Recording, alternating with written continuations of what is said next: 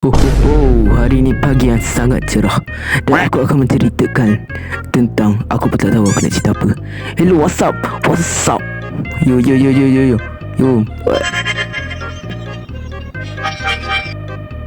Okay. Tak delete tadi. Okay, main. Aku nak cerita sebenda je. Ni. Oh, nak dengar. Oh, nak dengar dah Cakap molek. Nak dengar tak? Okey. Okey, semua nak tahu. Semua betul ni nak tahu ni. Aku nak ceritakan tentang Sekejap aku tak ambil skrip sekejap.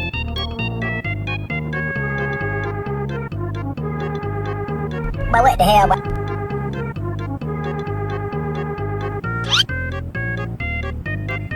Kita kena dapat sekarang. Kita dah dapat. Okay, hari ni kita akan ceritakan tentang season 5. Rasa semua dah tahu aku datang. Tapi aku rasa kan, aku nak beritahu satu benda je, iaitu season tu aku rasa sekejap.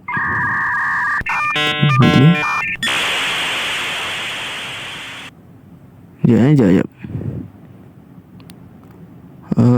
Okay. Season tu akan keluar lama lagi.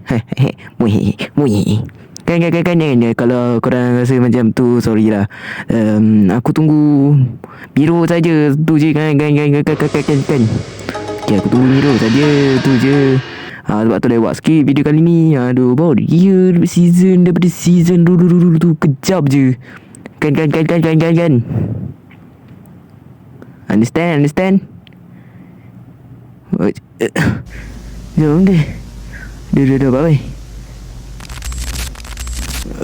Sakit. Kau ingat tak lagi akulah kau daripada hidup lain. Aku kembali untuk menakluk dunia ni. Halo, selamat datang. Aku kembali untuk menakluk tempat ini. Siapa kata aku gelap betul? Aku gelap gurau-gurau je. Sebelum tu, aku akan hancurkan tempat diorang. Dan aku akan halau semua. Dan aku akan suruh mereka menjadi orang suruhanku. Saya sedia. Aku akan letupkan tempat ni.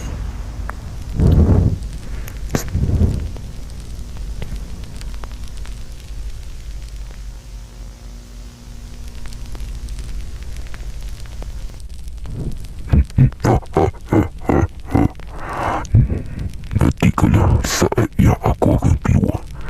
Tapi aku bukan memerotak sangat. Aku hanya nak menolong.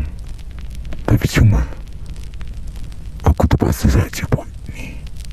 Tapi aku buat ni untuk kebaikan dunia ni.